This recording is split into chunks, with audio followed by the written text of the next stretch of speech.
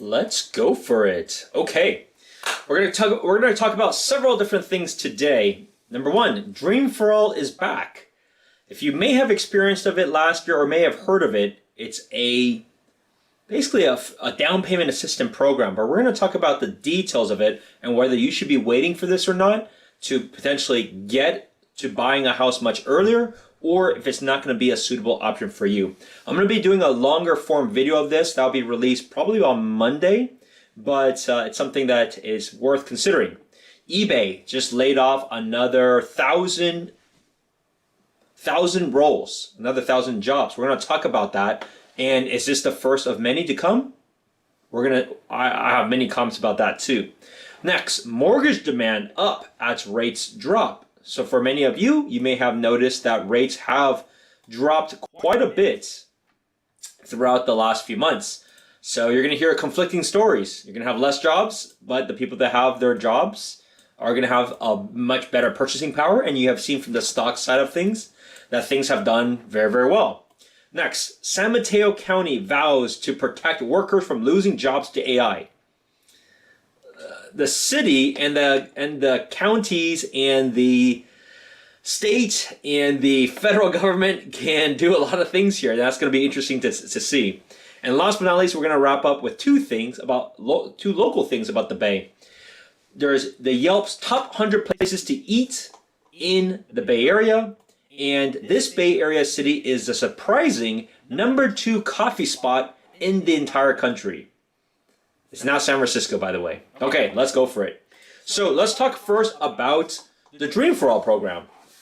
So the Dream for All program was a very, very popular program. Why?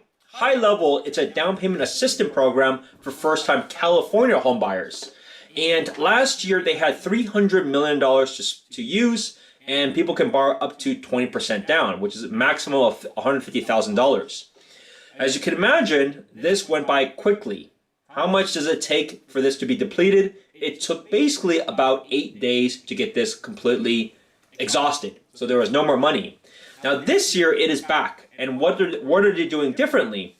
They are announcing a little bit less money to use, $250 million. However, they are doing it by lottery. Now, I like it on both ends because on one end, this time around, people can know somewhat earlier whether they're going to be eligible for this or not and not have the hopes of this occurring. Number two, the downside though, to be fair of this, is that it's not a lottery based off of just the entire population of California. They're actually going to segment by areas. So for example, the Bay Area has 7 million people. So they're going to allocate a certain amount for that versus like LA County has X amount of people. They're going to allocate different quantities for that. So when I did the math in the Bay Area, you should be pretty happy if we can get 300 people out of this allotment of 1,700 to 2,000 people that will be able to buy a home with this program. So not good odds, but to be fair, if you don't mind this and this can accelerate you buying a place, then it's worth doing. Now, high level, what is this program? Basically, they're allowing you the government is going to be basically doing a co-sharing with you. So they will allow you to borrow up to $150,000 or 20%. You cannot make up to a certain amount. So I think it's like in the Bay Area under like $280,000 or so. And this basically allows those that don't have that down payment, but potentially the income, or you have the interest to use your funds to get into a home earlier. Now, what's the catch and how does this work? You will need to repay this amount when you either refinance. So keep that in mind, refinancing, especially when rates are what they are, there's a good chance you may want to refinance. You have to pay back the entire amount when you refinance, or if you sell your place. Now, how much you get back? You give back that 20% of the principal, and there is no interest on it, but you pay back 20% of the gross profits. Not what you get back left or the net profits, the gross profits. And there's many different good examples online that explain how this works. And but like I said, if for those that don't have the ability or don't have the money saved or want to put something more down, this is a great option for them. However, your odds are going to be very, very small. Now, the difference of this time is they're going to allow you to get all the things that you need to be done in advance and have it submitted in the beginning of April. And then I would guess probably by the end of April, they'll announce their winners. And then those people have the peace of mind knowing that they have it to now start making their appropriate bids to try to deplete those funds. Now, my wife is a mortgage broker. She is a certified lender when it comes to this. So whether you're thinking about this program, a regular loan, a refinance, a cash out, she can help with all of those. So just send me a DM. My contact details are below, and we can certainly help you with that. But this is a new thing again. A lot of people got excited from it last year. And to be fair, if you watch my previous video, it's I have very mixed feelings about this. And the reason why I have mixed feelings about this is I hate it when there's programs in place that just get your hopes up, and because of what gets your hopes up because of the premise of it, but because it's so tiny that it's almost better that you didn't get it. It's kind of like, let me say, there's this one recent event that happened of Applebee's. Now, it's not the same comparison, but it's a similar idea. Applebee's kind of play this marketing game. I think if you pay like $120 you get a year of date night from Monday night up to like $30 per meal. Well, that was a no-brainer very easily from a math perspective. So a lot of people are like, oh, let's go get it. And then ultimately, I think their website crashed, and then they have all these other things to try to get you promoted, like catfishing you to then try to go to Applebee's to get your food.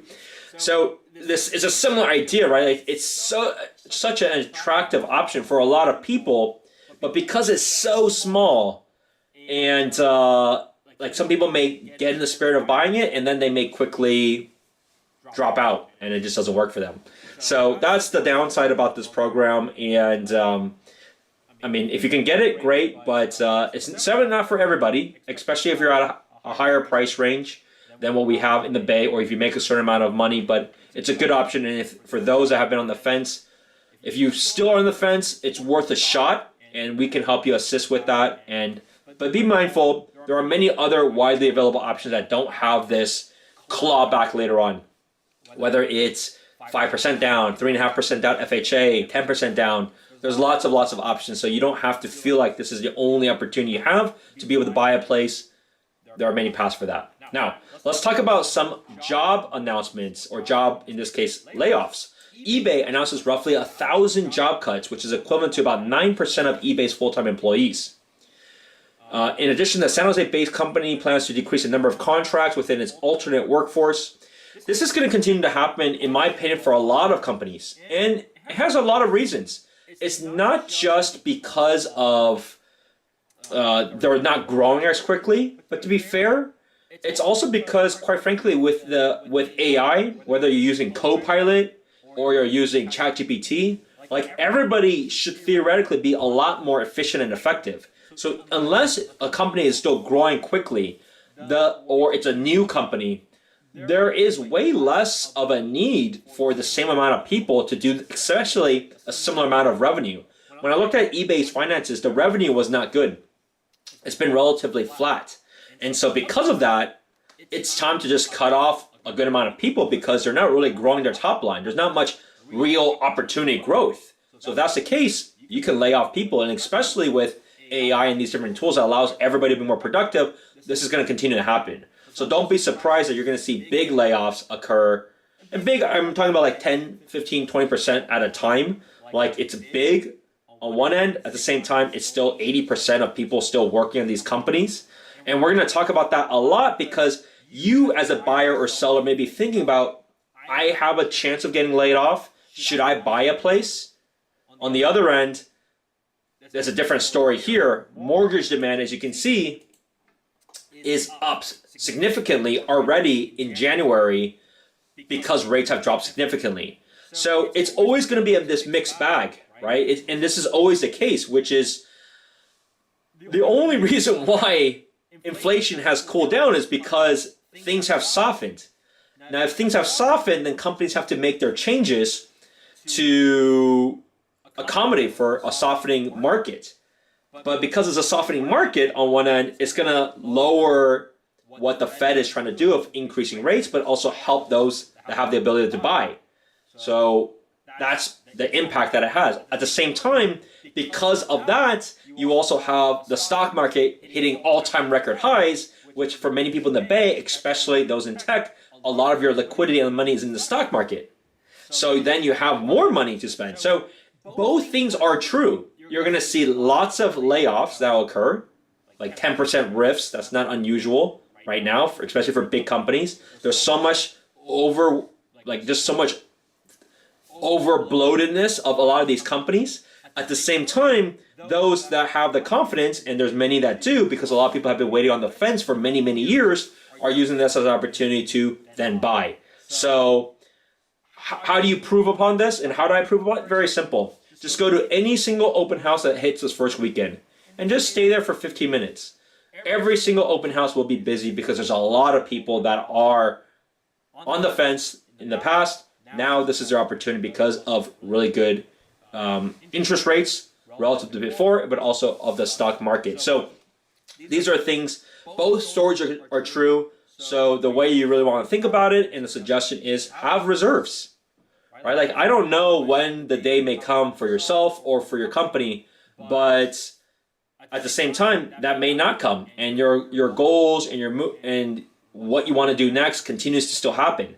And so as long as you have ample reserves, which is whether it's 6 months or a year of not working, people can still be buying and can still be doing well. Now, if you're uncertain, then to be fair, you should be saving money like crazy, like not going to spend a lot of money, accumulating a bigger down payment, because if it really does go the reverse way, this could be a really good opportunity to eventually buy a place if there is more distress, if that ever happens. So those are the strategies and the game plans that people are having, whether you're a buyer. And if you're a seller, I'm afraid this is a little bit challenging, because if they sell it, they've always needed to find a replacement property. But if they can't qualify for a mortgage, or they can't buy a place, then that's also a different matter. So we'll see how that occurs. But I would say, in general, because the rates have been lower so far this year, and we're probably going to see some further improvements, that we will likely see more sellers that will hit the market. But I will guess, and we're going to release the report in about 2 weeks on the January figures, and you're going to see a lot more buyers, which means an increase in price. A lot of the stuff that you will see right now that are pending will show higher than homes that have sold in the past. I've made at least 6 offers. At least this month we got like 6 or 7 people in contract in January alone. So we've seen it all, and we've seen what it takes to win. We've seen our bids, what they lost for relative to others, because we're very data driven. But those are the things that will help educate you about the realities of the market, and even regardless of all these different headline articles, what to expect. Now, San Mateo County vows to protect workers from losing jobs to AI. I mean, this is what I really, quite frankly, don't like about the government, because they're so, it's so hard to lose your job. So who's the losers of this? Like, think about this. If your job is no longer needed, it could have just been a benefit to the community. You could have done other things with that money. Maybe taxpayers could just pay less. But instead, they're just like, look, I don't care how efficient things can be when it comes to AI. We're just going to reallocate those people, even though they may not even care to learn about things to be more productive. So what's really annoying about this is they're just protecting the number of employees versus upskilling them and trying to help them be more productive and overall help the people be more productive. They're just basically continue to drain money and not necessarily do things any better. So this is something that I absolutely despise. Leave your comments below. Like, what do you think about this? Is it fair that companies that are enterprise companies can be more efficient, be more lean, make more money because they actually have to focus a little bit more on the bottom line, versus people that, quite frankly, a lot of them have already been super outdated, and they're just going to be even more outdated and not actually improve things? Leave in the comments below with what you think about this. Now, every year Yelp announces the top 100 places to eat in 2024.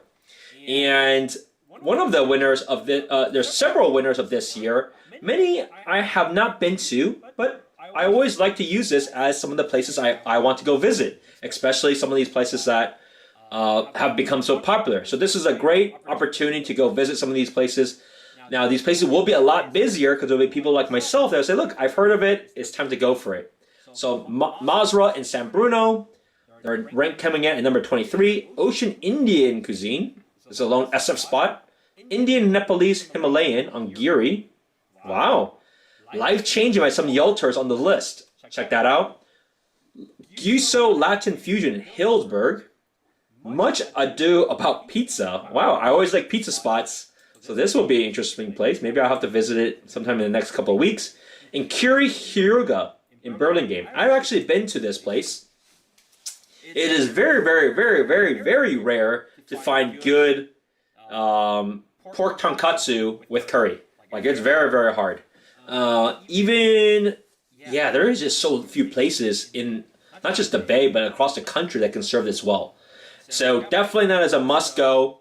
I think they also had another place, not in Burlingame, but another place maybe in the South Bay that has opened up maybe in the last year. But definitely go to this. Really, really good tonkatsu, pork cutlet. Nothing compared to Japan per se, but it's pretty close. It's pretty close. And this is really, really hard to do. So hopefully you'll be able to enjoy any of these places. Last but not least, this Bay Area city is the surprising number 2 coffee spot in the U.S. Who knew San Jose residents were so highly caffeinated and, to be fair, appreciate a good coffee, good latte, good cappuccino. I never really thought of this too much until now because of this post. Because I knew San Jose has a lot of coffee shops. And there's several reasons behind that. One, most of San Jose is in tech. They're generally a older demographic, so maybe they're like, I'm so sleep deprived, I need to go get some specialty coffee. And because there's a lot of land throughout and a lot of commercial plazas, like, you're able to put a good amount of these coffee shops throughout. Like, you don't have to just go to a Starbucks or a Pete's. They can also include some of these more niche players. So, for example, Voyager has a few throughout the Bay. Certainly you have Phil's, which is always a good choice. You have a lot of that. I haven't been to this one, Nirvana Soul, so I haven't heard of that, but people said some different good things about it. As I mentioned, Voyager, I've been to a few of those. There's always a good vibe in there. The shops itself are very clean and lively. Like, a lot of people do homework, do their work in there. It's pretty spacious too, to be able to generally grab a seat, especially when it gets warmer. But it's pretty cool to see. I would have thought Seattle would have been higher ranked given how cold it is there and how coffee is popular there. But who's the number 1? I think the number 1 is Portland. So Portland's number 1. Number 2 is San Jose. Number 3 is San Diego. Definitely didn't know about that or consider that. Denver, I would make sense too. It's very, very cold there. And San Francisco certainly can make sense. But you have these other places that are quite a bit distant away. So what do you think? What is your favorite coffee shop in San Jose or in the Bay Area? Usually I stick with Phil's. Same idea. There's lots of shops throughout. It's really easy to order through their app. And you can usually never go wrong with their mint mojito. If you have any questions about the Bay Area real estate market, feel free to leave in the comments below. If you want to go over options together, I would be happy and love to go over a game plan. There's a lot of people that are trying to get out ahead of this wave. So as I mentioned as a recap, don't be surprised you're going to hear layoffs. That's going to keep happening, especially as companies can get leaner and more efficient without really losing much. At the same time, because of that, you're seeing rates go down, which they have, and you're seeing, for now, the stock market continue to hit record highs. And so for those that are still actively looking then, right, those people that are still working, which 80%, 90% of people are still within those companies, those are the people that are making moves because it's been a few years since people have been waiting. Call or text me 408-547-4590, and I'll see you in the next one. Bye now.